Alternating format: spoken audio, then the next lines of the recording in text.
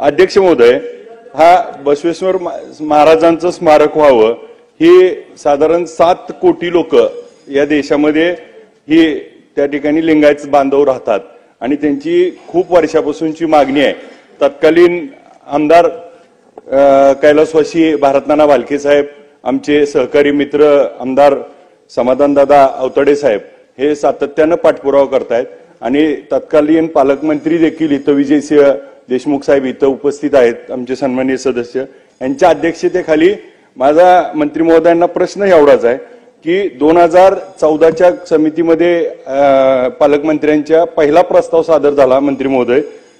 151 कोटी रुपयाचा प्रस्ताव सादर झाला। त्यानंतर आता आपण जशी माहिती दिली 20/3/2017ला 95.66 कोटीला पहिली मान्यता दिली,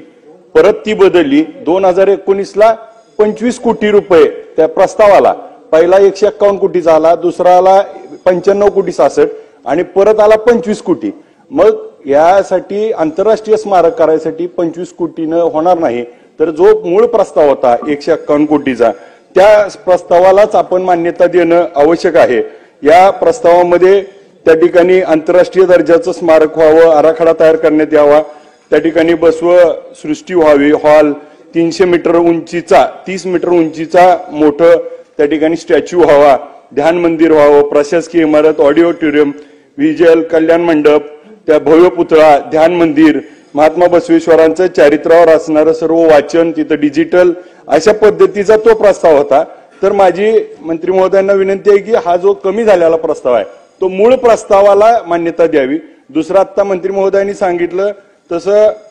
25/3/2022ला जागा तहसीलदार साहेबांनी प्रांत कार्यालयाला कळवली आणि 30/3/2022ला प्रांत कार्यालयाने जिल्हाधिकारी कार्यालयाला कळवलं की ही जागा त्या ठिकाणी कृष्ण तलावाच्या जवळची आहे। मग आता 2022 ते 2025 3 वर्ष जिल्हाधिकाऱ्यांच्याच कार्यालयात त्या ठिकाणी राहतोय आणि आमच्या सुदैवानं आपण दबंग मंत्री आणि आमचे पालकमंत्री असल्यामुळं आणि त्या ठिकाणी आपण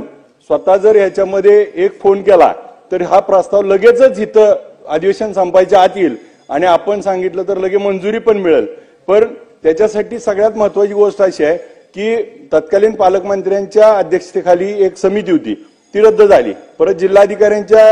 अध्यक्षतेखाली समिती रद्द झाली, आता समितीच त्या ठिकाणी अस्तित्वात नाही, तर ती समिती येणाऱ्या 2 दिवसात स्थापन करावी जेणेकरून ती समिती स्थापन होणार का आणि समिती आपण झाल्याशिवाय त्या ठिकाणी पुढचा मार्ग मिळणार नाही। तर माझा स्पेसिफिक प्रश्न आहे की समिती कधी स्थापन होणार आणि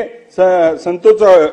चोकामेळाच्या बाबतीत आमचे सहकारी सन्माननीय सदस्य आमदार साहेबांनी सांगितलं तसं 358 अभंग त्या ठिकाणी लिहिलेत आणि पंढरीच्या पांडुरंगाला संतभूमी मंगळडा हा पहिल्यापासून वारसा आहे। तर ह्याच्या स्मारकासाठी जी आता मंत्री महोदयांनी उत्तरात सांगितलं की तिथं शॉपिंग कॉम्प्लेक्स आहे, जागा आहे, शाळा आहे, त्यांना त्या ठिकाणी स्थलांतरित करता येईल का आणि त्याच्यावर लवकरात लवकर निर्णय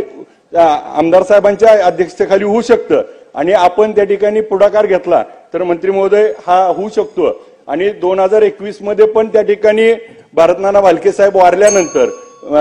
अजितदादा पवार साहेब अर्थमंत्री साहेबांनी घोषणा केली होती, परंतु याचं काम झालं नाही, तर कधी होणार याबाबत बेधडक आणि रोखठोक बातम्या पाहण्यासाठी करकम सुपरफास्ट न्यूज चॅनलला सबस्क्राईब करा व बेल आयकॉनवरती क्लिक करून नोटिफिकेशन ऑन करा।